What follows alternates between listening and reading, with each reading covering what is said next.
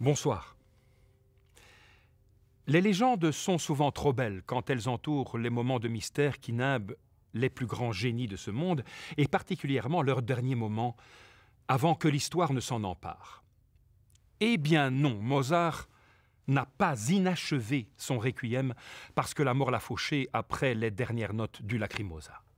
Eh bien non, aucune raison de croire au mystérieux émissaire masqué et tout de noir vêtu, pressant Mozart d'écrire un requiem dans le secret, sorte d'émissaire de la mort dont Mozart eut en vain conjuré la fatale venue en remettant à plus tard les dernières pages de ce qui deviendrait, au-delà des multiples enjeux et tentatives d'achèvement dont il fut l'objet, la messe des morts la plus illustre de l'histoire de la musique. Pourtant, il est un fond de vérité. C'est pour l'excentrique comte Franz von Walseck, l'histoire est aujourd'hui bien connue, que Mozart écrivit son requiem. Le comte, mélomane, musicien qui taquinait la muse à ses heures et avant tout faussaire mégalomane devant l'Éternel, n'en était pas à son premier essai. Dans la circonstance, éplorée de la disparition récente de sa jeune épouse, il décida de représenter un requiem à sa mémoire. Jusque-là, rien que de très noble. Le hic, c'est qu'il voulut faire croire que le requiem qu'il comptait représenter était de sa propre plume. Raison pour laquelle, on le comprend aisément, la commande se devait de rester secrète et anonyme. Une condition que Mozart accepta, de gré ou de force, sans doute surtout à l'incitation de sa femme Constance, tant les émoluments de la commande étaient substantiels et la famille Mozart dans une pénible dèche financière. La mort de Wolfgang devait évidemment compromettre ce plan dérisoire et par la suite révéler la supercherie imaginée par Walseck. Bref, si Mozart ne termine pas son requiem, c'est qu'il est amené à l'interrompre par ses deux derniers opéras. La Clémence de Titus, pour Prague, où il avait connu ses plus grands succès, dont Don Giovanni, et puis La Flûte enchantée, qu'il avait largement commencé au moment de la Clémence de Titus et dont il termina les derniers morceaux dès son retour à Vienne.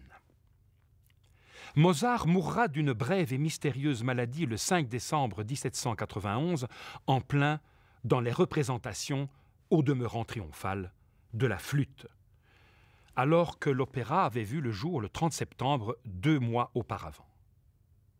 Le célèbre concerto pour clarinette fut écrit en octobre et une petite cantate maçonnique pour 3 voix d'hommes, chœur et orchestre en novembre, la dernière œuvre signée par Mozart. L'idée est lâchée. Elle ne pouvait que l'être. La Flûte enchantée a été abondamment commentée à la lumière de sa dimension maçonnique. L'engagement de Mozart en tant que franc-maçon à la fin de sa vie, comme l'était également Joseph Haydn par exemple, étant de la plus grande importance pour lui. Même si on a dit à ce sujet beaucoup de choses et leur contraire, cette insertion de l'opéra de Mozart dans l'évocation multiple de l'engagement maçonnique, des idéaux maçons, des rites initiatiques, est certes incontestable. Mais il est au même titre exagéré de réduire la Flûte enchantée à cette seule et unique dimension, alors que l'œuvre est à ce point multiple qu'elle étonne, déconcerte et émerveille à chaque instant. La loge zur Wohltätigkeit, la bienfaisance, où Mozart entre comme apprenti en 1784, le voit gravir rapidement les grades. Il est compagnon en 1785, devient maître en 86, à une date restée non précisément connue d'ailleurs. Une société où se fondent nobles et roturiers, comme c'était le cas à Vienne, avait tout pour plaire à Mozart. Cette société n'a alors rien de secret, comme aimeraient à le faire croire les amateurs de mystère, ainsi l'empereur, franc-maçon lui-même, le reconnaissait bien évidemment, ni anticlérical comme elle le sera au XIXe siècle. On évoquera ainsi à la même époque que des prélats, tels le très éclairé prince-évêque de Liège, François-Charles de Velbruck, décédé quelques années auparavant, étaient des grands francs-maçons patentés. Mozart y trouva sans nul doute l'idéal de fraternité ainsi que le sens élargi du divin qui dut lui parler intimement. Quelques années plus tard, il devait illustrer de la manière la plus accomplie qui soit, à travers la Flûte enchantée, qu'il avait assimilé la sagesse la plus profonde de ses enseignements. Qu'en est-il des traces patentes de trame maçonnique chez Mozart? une symbolique des tonalités qui traverserait ses œuvres ultimes privilégierait le chiffre 3. L'ouverture d'abord et ses 3 grands accords initiaux, le retour de cette batterie trinitaire au milieu de la pièce avant le développement, et en mi bémol majeur, la tonalité solaire, les fameux 3 bémols à la clé. Pourtant, à regarder de plus près, les scènes en mi bémol, l'ouverture exceptée et la fin triomphante de l'opéra, néanmoins ne sont pas à vrai dire des scènes qui ont à voir avec l'initiation. Et les grandes scènes avec Zarastro et les prêtres, par exemple, qui sont, elles, clairement le reflet des initiés francs-maçons, sont en ré majeur, mi majeur ou fa, avec des armures où ont disparu toutes les traces triangulaires, dirons-nous. Mozart n'était pas, comme Jean-Sébastien Bach, friand et grand connaisseur de la dimension cachée des nombres, et la pensée musicale et ses exigences prédominaient sur toute considération d'ordre extramusical. Ceci dit, il serait tout aussi absurde de voir des symboles maçons partout et d'exclusivement interpréter la flûte en ce sens que d'ignorer, au contraire, cette dimension spirituelle prégnante et de ne voir dans l'opéra qu'une géniale et bien hétéroclite féerie, à cheval entre le burlesque parfois et le sublime souvent. Le prince Tamino est chargé par la reine de la nuit d'aller délivrer sa fille Pamina des prisons du mage Zarastro, présenté comme un tyran. Guidé par les 3 dames de la reine, Tamino est surtout accompagné de Papageno, un oiseleur glouton dont la couardise contraste avec la noblesse et le courage de Tamino. À Papageno revient un carillon et à Tamino une flûte magique. 2 instruments qui les aideront dans leur périple qui s'avère vite chemin initiatique. Mais Tamino découvre au cours de son voyage que les forces du mal ne sont pas du côté de Zarastro, mais de celle de la reine de la nuit. Cette dernière l'a trompée et elle est prête à tout pour se venger de Zarastro, qu'elle déteste. Truffé de mise à l'épreuve, le parcours de Tamino pour délivrer et conquérir Pamina se charge de symboles qui, de scène en scène, les mènent tous deux vers l'amour et la lumière sous la sagesse bienveillante de Zarastro. La reine de la nuit et sa suite finissent anéantis et c'est le triomphe sur l'ombre de la lumière. En fait, l'histoire, si elle est bien connue, est en effet en apparence un joyeux bric-à-brac qui va dans tous les sens. On pourrait davantage traduire plaisamment comme ceci, l'histoire et la réécrire. Un prince valeureux en parole, mais il faut bien le dire, pas très futé en action, une jolie princesse captive comme il se doit, mais on sait que c'est pour son bien, une mère poule éplorée, la reine de la nuit, dont on saura plus tard qu'elle est surtout une mégère maléfique, un pontife un peu hiératique, Sarastro, qui persécute les 2 tourtereaux, on se demande bien pourquoi, et aussi d'ailleurs, mais qui est en fait le grand sage gardien du temple de la bonté et de l'équité. Ajoutez à cela un oiseleur insouciant, trouillard, qui ne songe qu'à se goinfrer et à se dénicher une petite amie.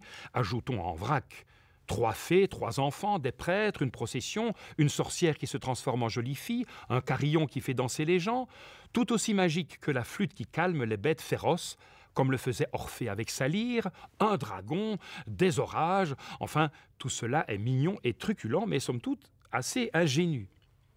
N'était le fait que cela s'insère dans un écrin idéologique subtil, voire ésotérique, aux antipodes du populaire, du pittoresque des personnages et des péripéties.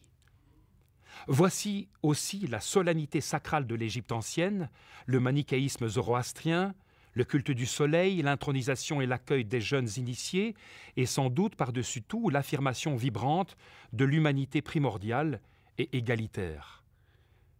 Là est sans doute Mozart au plus profond dans l'affirmation des idéaux maçonniques. Chacun recherche et reçoit ce qui lui est dû, sans condescendance. La quête de Papageno, en parallèle à celle de Tamino, et que l'on jugerait trop vite comme vulgaire et sans commune mesure à celle de son maître, son bonheur tout simple à lui accorder tout au bout des épreuves qu'il subit, malgré lui, dans le sillage de Tamino, est loin d'être dévalorisé par Mozart, bien au contraire. Sa bienveillance et sa tendresse seraient peut-être même davantage du côté des humbles que des êtres appelés au sublime. À chacun de faire fructifier ce qui lui revient, c'est la parabole des talents. C'est l'ami chicané d'un impresario, intrigant, roublard, auteur, directeur du théâtre Auf der Wieden, metteur en scène, musicien et baryton. C'est lui qui fut évidemment le premier Papageno, qui signe ce merveilleux fatras, à moins, comme d'aucuns l'ont suggéré, que tant livret que musique, a-t-on été jusqu'à imaginer, soit un résultat collectif où chaque protagoniste aurait apporté sa pierre à l'édifice, incarnant en cela un certain idéal des francs-maçons. Quelle importance, finalement! La flûte donnait l'occasion à Mozart d'exprimer ce qui lui tenait profondément à cœur, l'égalité des hommes devant la vie et la mort, c'est l'enseignement de la vanité lors de l'initiation, la vraie noblesse, celle du cœur qui engendre fraternité et entraide.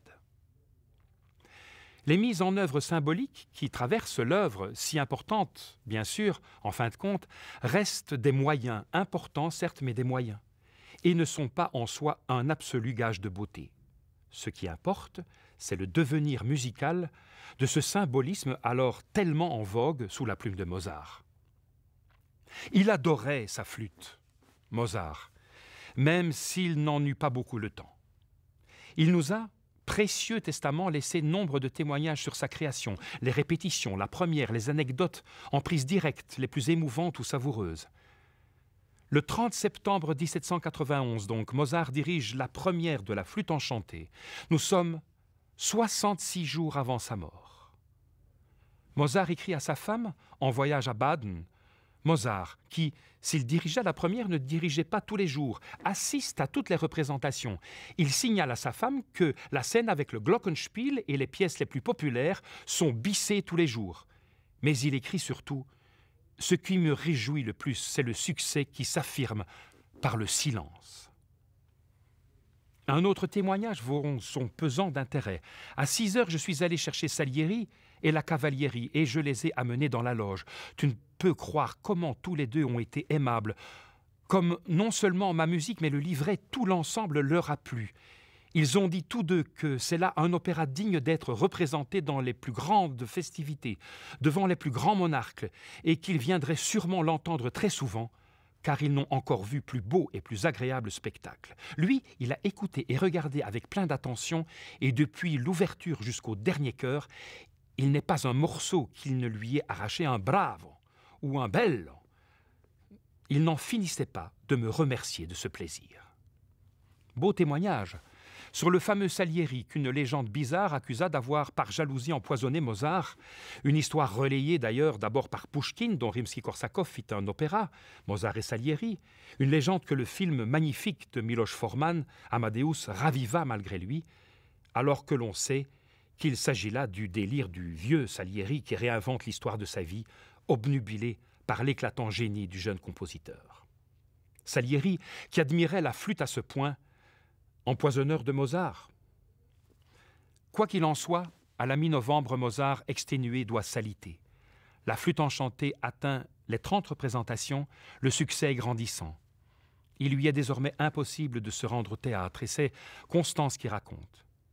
Il gardait sa montre à la main, la suivait des yeux et disait, après que le temps de l'ouverture fut écoulé, « Maintenant, c'est le premier acte » ou bien « Maintenant, c'est le moment, à toi, reine de la nuit ». Le 3 décembre, 2 jours avant sa mort, il dit encore « Je voudrais tellement encore entendre une fois ma flûte enchantée ». Et il fredonna d'une voix à peine audible « Der Vogel fänger bin ich ja », l'air de Papageno. Le Kapellmeister Rosen, qui était venu à son chevet, se leva, se mit sans rien dire au piano et chanta cet air avec lequel Papageno fait sa joyeuse entrée dans l'opéra. Mozart, une dernière fois, en fut rempli de joie.